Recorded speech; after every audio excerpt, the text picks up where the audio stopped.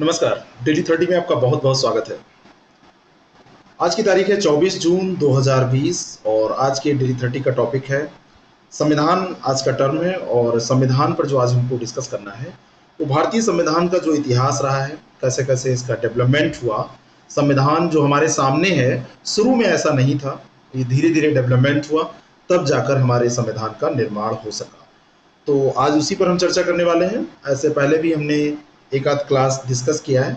ये इतने important topic हैं जहाँ से प्रश्न आता रहता है और कई बार आपको समझ में नहीं आता है कि इसको कहाँ पर हम पढ़ें। तो इस टॉपिक को हम यहाँ पर करने जा रहे हैं। 20 क्वेश्चन इसके देखेंगे और 10 क्वेश्चन आज के करंट अफेयर पे देखेंगे और डेली की तरह डेली 30 में आज भी 30 क्वेश्चन हम देखने जा रहे हैं। पहला प्रश्न है, निम्नलिखित कथनों पर विचार कीजिए। भारतीय संविधान का शुभारंभ 15 अगस्त 1947 को हुआ था। क्या ये बात सही है? 1947 में 15 अगस्त को भारतीय संविधान का शुभारंभ हुआ। बिल्कुल गलत बात है। यह आजाद हुआ था भारत इस दिन, लेकिन इसकी जो शुरुआत हुई थी संविधान की, वो 26 जनवरी को लागू हुआ था। 26 जनवरी कब, किस सन में लागू हुआ था? 26 जनवरी 1950 को भारत का संविधान लागू हुआ था। ठीक है। और लोकतंत्र एवं प्रतिनिधि संस्थाएं भारत में पूर्णतया नई नहीं है। हमारे यहाँ लोकतांत्रिक संस्थाएं हैं और प्रतिनिधि संस्थाएं हैं, यानी कि रिप्रेजेंटेटिव और डेमोक्रेसी जो सिस्टम है, इंस्टीट्यूशंस जो हैं, ये नई नहीं है, ये प्राचीन काल में भी पहले से थी। तो दूसरा स्टेटमेंट ये बिल्कुल सही है, पहला गलत है। केवल दो इसका सही हो जाएगा, बी ऑप्शन इसका बिल्कुल करेक्ट हो जाएगा। नेक्स्ट क्वेश्चन, भारतीय स्वतंत्रता अधिनियम 1947 को ब्रिटिश सम्राट द्वारा स्वीकृति प्रदान की गई।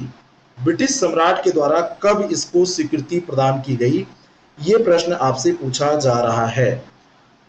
अब ये जो डेट है, ये डेट ही इंपॉर्टेंट है, डेट ही आपसे पूछी जा रही है। 18 जुलाई 1947 की बात है जब इसको स्वीकृति प्रदान की गई थी। आपको पता होगा कि 3 जून को माउंटबेटन प्लान, 3 जून 1947 की बात है, 3 जून 1947 माउंटबेटन योजना पर दोनों समुदायों द्वारा सहमति जब व्यक्त कर दी गई, तो उसके बाद में इसको 18 जुलाई 1947 को इस अधिनियम पर सम्राट की मोहर लगाई गई, उसे स्वीकृति प्रदान की गई। तो ए ऑप्शन इसका करेक्ट हो जाएगा, 18 जुलाई 1947। नेक्स्ट क्वेश्चन, भारतीय स्वतंत्रता अधिनियम 1947 में यह उपबंध किया गया था कि किस तिथि से 2 स्वतंत्र डोमिनियन स्थापित किए जाएंगे। कौन सी वो तिथि थी जो ये निर्धारित करती है कि 2 डोमिनियन स्थापित हो जाएंगे। ये अप्रत्यक्ष रूप से प्रश्न पूछा जा रहा है कि भारत की स्वतंत्रता कब हुई थी, और इसका सही उत्तर है 15 अगस्त 1947। सी ऑप्शन इसका बिल्कुल करेक्ट है। माउंटबेटन योजना के आधार पर ये हुआ था, माउंटबेटन प्लान जो था उसी के आधार पर ये हुआ था। नेक्स्ट क्वेश्चन, भारतीय स्वतंत्रता अधिनियम 1947 के संबंध में निम्नलिखित कथनों पर विचार कीजिए। भारतीय स्वतंत्रता अधिनियम जो 1947 है, इसमें पहली बात ये दे रहा है कि भारतीय स्वतंत्रता अधिनियम 1947 के द्वारा भारतीय रियासतों पर महामहिम का अधिराजस्व 15 अगस्त 1947 को समाप्त हो जाएगा, ऐसा कहा गया था। क्या ये बात सही है? बिल्कुल सही बात है, ऐसा इसमें प्रावधान किया गया था। और प्रत्येक डोमिनियन के लिए पृथक गवर्नर जनरल होगा और उसे महामहिम द्वारा नियुक्त किया जाएगा। गवर्नर जनरल की भी बात की गई थी, ये भी सही है, यानी कि भारत और पाकिस्तान जो अलग होंगे, इनके लिए प्रत्येक अलग अलग डोमिनियन के लिए पृथक गवर्नर जनरल का भी प्रावधान इसके अंतर्गत किया गया था और इसकी नियुक्ति महामहिम के द्वारा की जानी थी। ये दोनों की दोनों बातें सही है, भारत और पाकिस्तान के बारे में ये बात की जा रही है और इस तरीके से सी ऑप्शन इसका करेक्ट हो जाएगा। नेक्स्ट क्वेश्चन, दो स्टेटमेंट है। पहला है कि भारतीय स्वतंत्रता अधिनियम 1947 में प्रावधान था कि शाही उपाधि से भारत का सम्राट शब्द समाप्त हो जाएगा। भारत का सम्राट शब्द शाही उपाधि से समाप्त हो जाएगा, यह प्रावधान किया गया था। और भारतीय स्वतंत्रता अधिनियम 1947 के अनुसार 14-15 जुलाई को पाकिस्तान तथा भारत 2 डोमिनियनों का गठन किया जाना था। पहला स्टेटमेंट तो बिल्कुल सही है। अब जरा दूसरा स्टेटमेंट देखिए, इस पर ध्यान दीजिए। क्या 14-15 जुलाई वो डेट सही है या 14-15 अगस्त? 14 और 15 अगस्त, यहाँ पे मध्यरात्रि की बात जो हो रही है वो 14 और 15 अगस्त की बात हो रही है, ना कि जुलाई की। ये भी प्रश्न घुमाकर आपसे पूछा जा रहा है, जबकि ये पूछ क्या रहा है? पूछ यही रहा है कि भारत कब आजाद हुआ था, पाकिस्तान और भारत का विभाजन कब हुआ था। तो केवल एक सही है, ए ऑप्शन इसका करेक्ट हो जाएगा। 3 जून योजना को किस अन्य नाम से जाना जाता है? और अभी इसके पहले के प्रश्न में हमने व्याख्या की थी, माउंटबेटन योजना को ही 3 जून योजना के नाम से जाना जाता है। ठीक है, और 3 जून 1947 को तत्कालीन वायसराय था लॉर्ड लुई माउंटबेटन। पूरा नाम तो इसका यही लिखा जाता है। लुई माउंटबेटन जो था, इसी की अध्यक्षता में भारत और पाकिस्तान के बीच बंटवारे के प्रश्न को हल करने के लिए, क्योंकि गृह युद्ध जैसी स्थितियां यहां पर बन गई थी, मुस्लिम लीग के नेताओं के साथ और कांग्रेस के साथ मिलकर एक योजना तैयार की गई थी, जिसे माउंटबेटन योजना के नाम से जाना जाता है। निम्नलिखित कथनों पर विचार कीजिए। 2 स्टेटमेंट हैं। माउंटबेटन योजना में देश को 2 भागों भारत और पाकिस्तान में विभाजित करने का परामर्श दिया गया। क्या ये बात सही है? बिल्कुल सही बात है। 2 भागों में इसको विभाजित करने का परामर्श दिया गया था, भारत और पाकिस्तान। और 15 अगस्त 1947 को माउंटबेटन ने पाकिस्तान के लिए अलग संविधान सभा की स्थापना की घोषणा की थी। जहां तक दूसरा स्टेटमेंट है, तो 15 अगस्त 1947 को माउंटबेटन ने अलग संविधान की घोषणा पाकिस्तान के लिए नहीं की थी। ये घोषणा हुई थी 26 जुलाई को। 15 अगस्त को विभाजन जरूर हुआ था, लेकिन 26 जुलाई 1947 को माउंटबेटन ने कहा था कि पाकिस्तान का अलग संविधान होना चाहिए। ठीक है, तो इस तरीके से ये दूसरा स्टेटमेंट गलत है, पहला स्टेटमेंट सही है। ए ऑप्शन इसका करेक्ट हो जाएगा। नेक्स्ट क्वेश्चन, निम्नलिखित कथनों पर विचार कीजिए। पहला है कि संविधान सभा की पहली बैठक 9 दिसंबर 1946 को नई दिल्ली में संपन्न हुई थी। बिल्कुल सही है, 9 दिसंबर को हुई थी संविधान सभा की पहली बैठक। भारत की संविधान सभा की बात हो रही है। और दूसरा है, डॉक्टर सच्चिदानंद को सभा का अस्थायी अध्यक्ष नियुक्त किया गया। डॉक्टर सच्चिदानंद जो थे, इनको सभा का अंतरिम अध्यक्ष नियुक्त किया गया था, है ना, अस्थायी अध्यक्ष नियुक्त नहीं किया गया था। तो दूसरा स्टेटमेंट यहाँ पर गलत है, पहला सही है। केवल एक सही हो जाएगा, ए ऑप्शन इसका करेक्ट है। निम्नलिखित स्थलों पर विचार कीजिए। युद्धोपरांत यानी पोस्ट वार 1945 में ब्रिटेन में आम चुनाव हुए, जिसमें लिबरल पार्टी की जीत हुई। क्या ये बात सही है? युद्धोपरांत वहां पर चुनाव तो हुए थे, इसमें कोई दो राय नहीं है।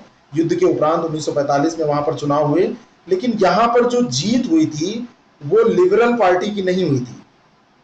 किसकी जीत हुई थी? यहां पर जो जीत हुई थी वो लेबर पार्टी की हुई थी। किसकी? लिबरल पार्टी नहीं, यहां पर लेबर पार्टी की जीत हुई थी। तो दूसरा, पहला स्टेटमेंट गलत हो गया। और कैबिनेट मिशन जो है ये मार्च 1946 से मई 1947 तक भारत में रहा। दूसरा स्टेटमेंट आप ध्यान से पढ़िए। तो जो कैबिनेट मिशन है ये 14 मार्च 1946 को आया था। कब आया था? 14 मार्च 1946 को। 14 मार्च 1946 को आया था। और ये जो रहा ये 47 तक नहीं रहा, ये 14 मार्च 1946 से मई 1946 तक रहा था। मई 1946 तक ये रहा था। तो दूसरा स्टेटमेंट ये गलत हो गया। पहला भी गलत है, दूसरा भी गलत है, तो डी ऑप्शन इसका करेक्ट हो जाएगा। इनमें से कोई भी सही नहीं है। चलिए नेक्स्ट क्वेश्चन देखते हैं। निम्नलिखित कथनों पर विचार कीजिए। कैबिनेट मिशन का सुझाव था कि ब्रिटिश भारतीय प्रांतों और देसी रियासतों को मिलाकर भारत संघ का गठन किया जाना चाहिए। क्या कैबिनेट मिशन का यह सुझाव था? बिल्कुल सही सुझाव है। यही सुझाव दिया था कि भारतीय प्रांतों और देसी रियासतों को मिलाकर भारत संघ का गठन किया जाना चाहिए, ऐसा कैबिनेट मिशन में कहा गया था। कैबिनेट मिशन का मुख्य कार्य संविधान सभा का गठन कर भारतीयों द्वारा संविधान बनाने के कार्य को प्रारंभ करना था। ये भी बिल्कुल सही है। इस तरीके से सी ऑप्शन करेक्ट हो जाएगा। दोनों के दोनों स्टेटमेंट यहाँ पर सही है। शिमला सम्मेलन आयोजित हुआ, कब आयोजित हुआ था? किस तिथि के बीच में आयोजित हुआ था? इसका सही उत्तर है शिमला सम्मेलन 25 जून से लेकर 25 जून यहाँ पर, और 25 जून से ये 14 जुलाई तक हुआ था। 25 जून से 14 जुलाई तक हुआ था 1945 में। सन भी इसका अलग से इंपॉर्टेंट है। ए ऑप्शन इसका करेक्ट हो जाएगा, 25 जून से 14 जुलाई 1945। नेक्स्ट क्वेश्चन, शिमला सम्मेलन में कांग्रेस प्रतिनिधिमंडल का नेतृत्व किसने किया था? ये थोड़ा सा आपको नया प्रश्न लग रहा होगा, क्योंकि ऐसा प्रश्न अभी तक यूपीएससी या यूपीपीएससी या किसी स्टेट एग्जाम में शायद ही पूछा गया है। शिमला सम्मेलन में कांग्रेस का जो प्रतिनिधिमंडल था उसमें जवाहरलाल नेहरू, मोहम्मद अली जिन्ना, अबुल कलाम आजाद, सरदार वल्लभ भाई पटेल, खान अब्दुल गफ्फार खान, तारा सिंह, इस्माइल खान, ये सब लोग शामिल थे। लेकिन इसका जो प्रतिनिधित्व किया था वो अबुल कलाम आजाद ने किया था। बी ऑप्शन इसका करेक्ट है। प्रतिनिधित्व किसने किया था? अबुल कलाम आजाद ने। गांधी जी इस सम्मेलन में भाग नहीं लिए थे, लेकिन वो शिमला में ही थे। शिमला में उपस्थित थे और इस सम्मेलन में उन्होंने भाग नहीं लिया था। ये भी इंपॉर्टेंट फैक्ट है। निम्नलिखित कथनों पर विचार कीजिए। दो स्टेटमेंट हैं। 8 अगस्त 1942 के दिन बंबई के अखिल भारतीय कांग्रेस कमेटी ने अंग्रेजों द्वारा भारत छोड़ो आंदोलन का प्रस्ताव पारित किया था। बिल्कुल सही है। क्वाइट इंडिया मूवमेंट जो अंग्रेजों भारत छोड़ो, अंग्रेजों द्वारा नहीं, अंग्रेजों भारत छोड़ो आंदोलन जो था, इसका प्रस्ताव यहीं पर पास किया गया था। ये बिल्कुल सही स्टेटमेंट है। और ये आंदोलन ऐसे समय में प्रारंभ हुआ जब द्वितीय विश्व युद्ध समाप्त हो चुका था। तो द्वितीय विश्व युद्ध कहाँ समाप्त हुआ था? द्वितीय विश्व युद्ध तो नहीं समाप्त हुआ था। 8 अगस्त 1942 के दिन मुंबई के अखिल भारतीय राष्ट्रीय जो कांग्रेस की कमेटी थी, उसके सम्मेलन में पारित किया गया था। तो 42 में तो द्वितीय विश्व युद्ध नहीं समाप्त हुआ, तो 45 में समाप्त हुआ। तो 45 तक द्वितीय विश्व युद्ध, तो दूसरा स्टेटमेंट गलत हो जाएगा, पहला सही है। ए ऑप्शन इसका करेक्ट हो जाएगा। नेक्स्ट क्वेश्चन, निम्नलिखित कथनों पर विचार करें। राजगोपालाचारी फार्मूला कांग्रेस एवं मुस्लिम लीग के बीच सहयोग बढ़ाने के लिए प्रस्तुत किया गया था। कांग्रेस और मुस्लिम लीग के बीच में कई मतों पर मत वैभिन्नता थी और इसी में सहयोग बढ़ाने के लिए राजगोपालाचारी फार्मूला पेश किया गया था। पहला स्टेटमेंट सही है। इसमें कहा गया था कि मुस्लिम लीग भारतीय स्वतंत्रता की मांग का समर्थन करे। पहले ये बार बार विरोध करती थी मुस्लिम लीग, तो इसमें समर्थन करने की बात कही गई थी। ये भी सही है और इस तरीके से सी ऑप्शन इसका करेक्ट हो जाएगा। नेक्स्ट, क्रिप्स मिशन भारत आया, किस तिथि को आया? छोटा सा प्रश्न लेकिन बहुत इंपॉर्टेंट है। किस महीने में, किस सन में आया? तो क्रिप्स मिशन जो आया था वो एक थे स्टैफोर्ड क्रिप्स और वामपंथी लेबर दल के सदस्य थे और उन्होंने भारतीय राष्ट्रीय आंदोलन का सक्रिय समर्थन किया था। सर स्टैफोर्ड क्रिप्स इनका पूरा नाम था, स्टैफोर्ड क्रिप्स। इन्होंने भारतीय स्वतंत्रता का समर्थन किया था और इन्हीं के नेतृत्व में एक क्रिप्स मिशन यहां पर आया था मार्च 1942 में। कब आया था? मार्च 1942 में। ये ऑप्शन इसका करेक्ट है। निम्नलिखित कथनों पर विचार कीजिए। अगस्त प्रस्ताव वायसराय लॉर्ड लिंथगो द्वारा पेश किया गया था। पहला स्टेटमेंट जो कि बिल्कुल सही है। अगस्त प्रस्ताव को सुमेलित करने के रूप में लिंथगो से पूछा जाता है, तो पहला सही है। कांग्रेस और मुस्लिम लीग ने इस प्रस्ताव को स्वीकार कर लिया। कांग्रेस और मुस्लिम लीग दोनों की दोनों ने इस प्रस्ताव का विरोध किया था, बहिष्कार कर दिया था, स्वीकार नहीं किया था। तो दूसरा स्टेटमेंट ये गलत हो जाएगा, पहला सही हो जाएगा, केवल एक सही होगा। ए ऑप्शन इसका करेक्ट हो जाएगा। भारतीय परिषद अधिनियम 1909 को किस अन्य नाम से जाना जाता है? भारतीय परिषद अधिनियम 1909 को मार्ले मिंटो सुधार के नाम से जाना जाता है। पहले भी हम डिस्कस कर चुके हैं। सामान्य सा बिल्कुल ये प्रश्न है और फूट डालो राज करो की नीति का अनुसरण इसमें किया गया था और उस समय तत्कालीन वायसराय था लॉर्ड कर्जन और उसी के द्वारा बंगाल का विभाजन किया गया था 1905 में। और इसके बाद में क्या हुआ था, जब विभाजन हो गया तो भारतीय जनमानस में ब्रिटिश शासन के विरुद्ध एक हवा चली कि ब्रिटिश शासन के खिलाफ जा रहा था। तब उन लोगों ने 1909 में मार्ले मिंटो सुधार पारित किया और इसमें मार्ले कौन थे और मिंटो कौन थे, ये दोनों आप बताइएगा। मिंटो उस समय क्या थे और मार्ले क्या थे? ये प्रश्न है आज का, आपको टाइप करके कमेंट करना है। निम्नलिखित में से नेहरू समिति का अध्यक्ष कौन था? नेहरू समिति का अध्यक्ष, नेहरू जो समिति बनी थी वो साइमन कमीशन की नियुक्ति के साथ ही भारत सचिव लॉर्ड ये बिरकेहेड था, इसने भारतीय नेताओं को चुनौती दी थी कि वो विभिन्न दलों और संप्रदायों की सहमति से एक संविधान तैयार कर सकें, तो इंग्लैंड सरकार उस पर गंभीरता से क्या करेगी? विचार करेगी। जब ये चुनौती मिल गई तो इस चुनौती को भारतीय नेताओं ने स्वीकार किया और मिलजुल कर संविधान का प्रारूप तैयार करने की बात रखी और उसी में मोतीलाल नेहरू की अध्यक्षता में नेहरू समिति का गठन हुआ। और इसमें जो इस समिति के सचिव थे वो जवाहरलाल नेहरू को इन्होंने बनाया था, जवाहरलाल नेहरू को बनाया था, अपने बेटे को। ठीक है, बी ऑप्शन ये इस प्रश्न का सही है, याद रखिएगा। निम्नलिखित कथनों पर विचार कीजिए। भारत सरकार अधिनियम 1935 के अंतर्गत एक संघीय न्यायालय की स्थापना की गई थी। क्या ये बात सही है? बिल्कुल सही बात है। एक संघीय न्यायालय, एक फेडरल कोर्ट की स्थापना भारत सरकार अधिनियम 1935 के तहत की गई थी और इसी अधिनियम के अंतर्गत एक रिजर्व बैंक ऑफ इंडिया की भी स्थापना की गई थी। जो आरबीआई आज है ये उसी समय का है। दोनों के दोनों स्टेटमेंट यहाँ पर सही है, सी ऑप्शन इसका करेक्ट हो जाएगा। और अंतिम प्रश्न आज के टॉपिक का, फिर करंट अफेयर हम देखेंगे। भारत सरकार अधिनियम 1935 के द्वारा शासन के समस्त विषयों को दो भागों में बांटा गया। ये दो भाग नहीं, ये तीन भागों में बांटा गया था। कौन कौन से भाग थे? इन तीनों भागों के बारे में भी हम बता रहे हैं आपको। और इस अधिनियम में 451 धाराएं और 15 परिशिष्ट थे। ये स्टेटमेंट सही है। 451 धाराएं थे और 15 परिशिष्ट इसमें शामिल थी। अब ये जो 3 विषय थे, इनको तीनों विषयों को किन नाम से जाना जाता था? पहला था संघीय विषय जो केंद्र के अधीन था, दूसरा प्रांतीय विषय जो आज संघ सूची और राज्य सूची है ना, वैसे ही प्रांतीय विषय जो प्रांतों के अधीन, और एक होता था समवर्ती विषय जो केंद्र और राज्य यानी कि संघ और इसके प्रांत दोनों के अधीन था। तो ये 3 भाग थे, 2 नहीं थे। पहला गलत है, दूसरा सही है, केवल 2 सही हो जाएगा। आज के करंट अफेयर के प्रश्न बहुत इंपॉर्टेंट है। अगर आप बीओ का एग्जाम दे रहे हैं तो बीओ के एग्जाम के लिए बीओ पीटी श्योर सीरीज हमारे पास एक कार्यक्रम है जिसमें हम कुछ वीडियोस देंगे आपको, इंपॉर्टेंट वीडियोस के पीडीएफ देंगे, 7 मॉक टेस्ट का पीडीएफ हम देंगे जो हमने यूट्यूब पर डिस्कस किया है, 10 इसमें टेस्ट आपको मिलेंगे, साथ में आपको गाइडेंस क्लासेस मिलेंगी। ये टेस्ट ऑनलाइन और पीडीएफ दोनों होंगे। इस तरीके से एग्जाम को पास करने के बीच बीच में जो तरीके हैं, गाइडेंस हैं, ये आपको मिलेगा। मेरे निर्देशन में ये कोर्स चल रहा है। आप इसको अगर ज्वाइन करना चाहते हैं तो हमारा ऐप डाउनलोड कीजिए, उससे आप एक्सेस कर लीजिए, या फिर 6307281212 पर आप व्हाट्सएप कीजिए, जानकारी आपको मिल जाएगी। आज के करंट अफेयर का पहला प्रश्न है, समाज के आर्थिक रूप से कमजोर वर्ग के लिए शुद्ध और पौष्टिक भोजन उपलब्ध कराने के लिए किस राज्य के द्वारा इंदिरा रसोई योजना लॉन्च करने की घोषणा की गई? इंदिरा रसोई योजना है, उत्तर प्रदेश में नहीं लॉन्च होगी, महाराष्ट्र में भी नहीं, क्योंकि कांग्रेस का जहां पे बोलबाला होगा, कांग्रेस की गवर्नमेंट होगी वहीं पर होगी। केरल में नहीं, ये राजस्थान में हुआ है क्योंकि राजस्थान में यही गवर्नमेंट है। पहले से भी एक वसुंधरा राजे के द्वारा यहाँ पर योजना चल रही थी जो कि अभी ये समाप्त हो गई थी 31 मार्च 2020 को। उसके बाद में कोविड ही आ गया।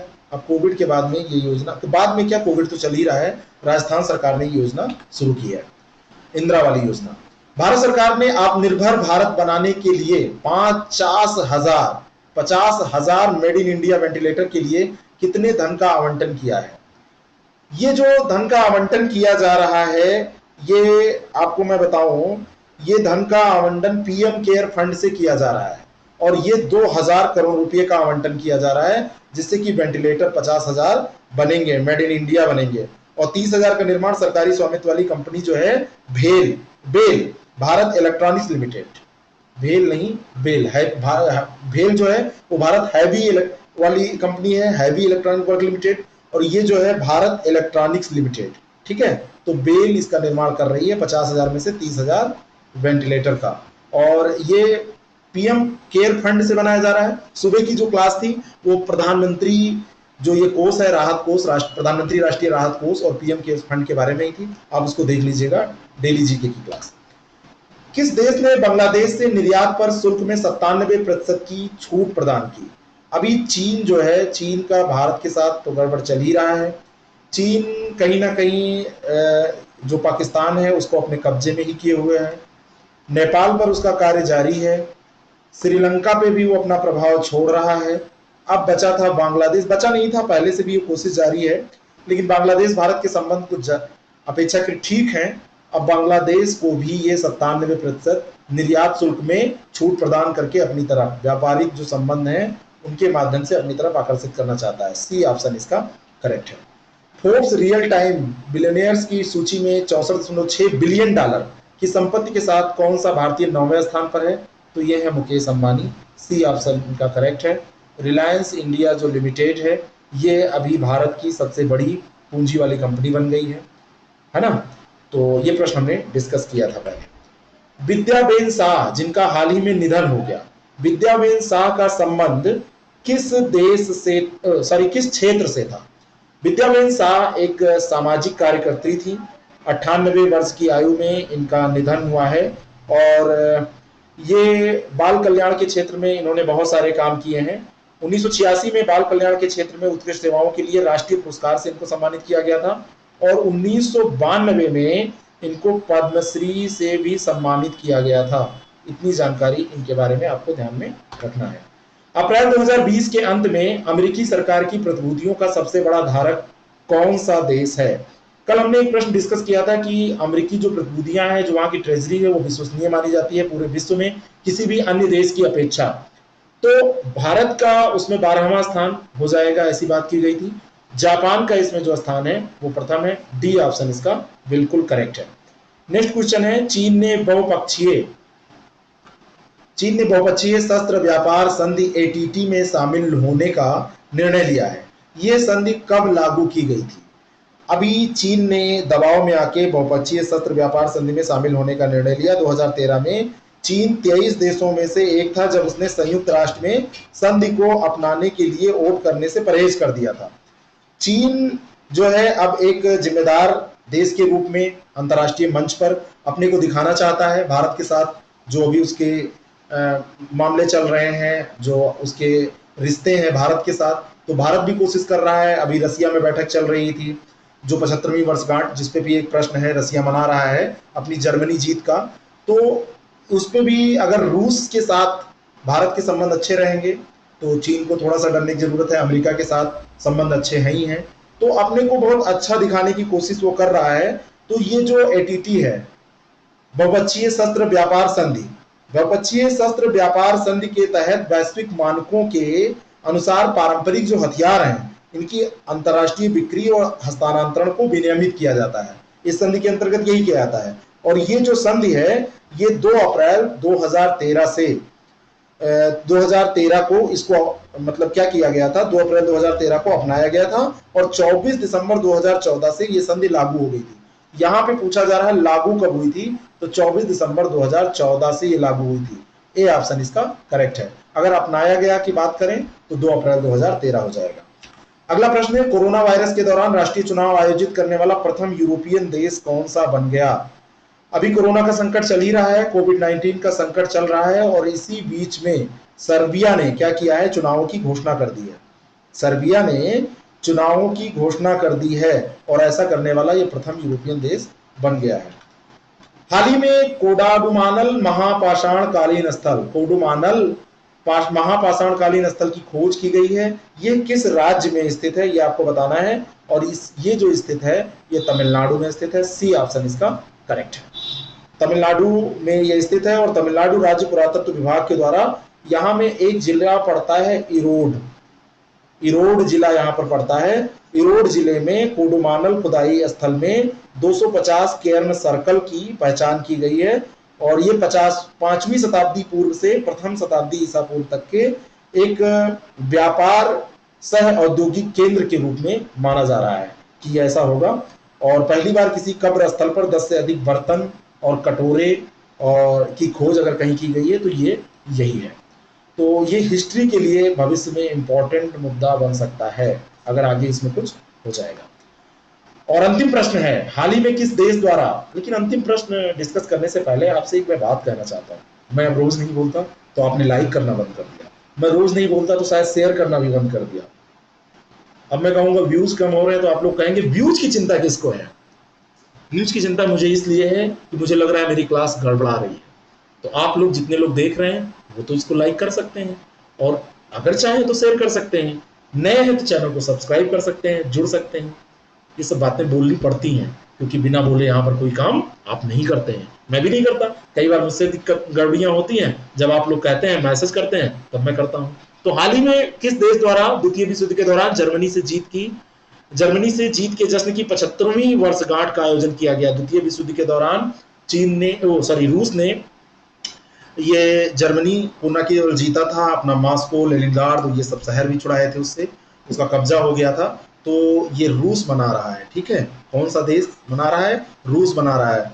और राजनाथ सिंह जी हमारे रक्षा मंत्री वहां पर गए थे और वहां पर रिक की बैठक भी, रूस, इंडिया और चाइना की बैठक हुई और उसमें ये कहा गया कि जो भारत है, भारत को अब अस्थाई सदस्य बनाया जाना चाहिए यूएनओ में, ठीक है ना। जो अस्थाई परिषद है उसका सदस्य बनाया जाना चाहिए यूएन में, ऐसा चीन भी अब कहने लगा है। अगर हम लोग सोच लें कि वास्तव में चीन का दिमाग सही करना है तो ये भारत की जनता ही है जो कर सकती है। चीनी सामान का बहिष्कार, ठीक है, बस इसका सबसे बड़ा ये है हथियार। चीनी सामान का आप करो बहिष्कार, चीन के दिमाग को सही करने का सबसे बड़ा ये है हथियार। बिल्कुल ये आप मान लो, चीनी मोबाइल, चीनी सामान जितना भी है कुछ भी आप यूज ना करो, थोड़ा सा कम फंक्शन यूज कर लेंगे, थोड़े से पैसे ज्यादा दे देंगे, उससे हमारे देश की अगर सिक्योरिटी बढ़ती है, सेफ्टी बढ़ती है, तो इससे अच्छा और क्या हो सकता है। तो आज की क्लास आपको कैसी लगी जरूर बताएं। और मैंने जो कहा है वो काम जरूर करिएगा। क्या? लाइक और शेयर वाला। बाकी बीओ कोर्स और अन्य कोर्स टेस्ट सीरीज जो भी जानकारी आपको चाहिए 6307281212 पर आप कॉल करिए, वहां से आपको मिल जाएगी। Thank you very much, all the best. फिर मिलते हैं कल के डेली 30 में।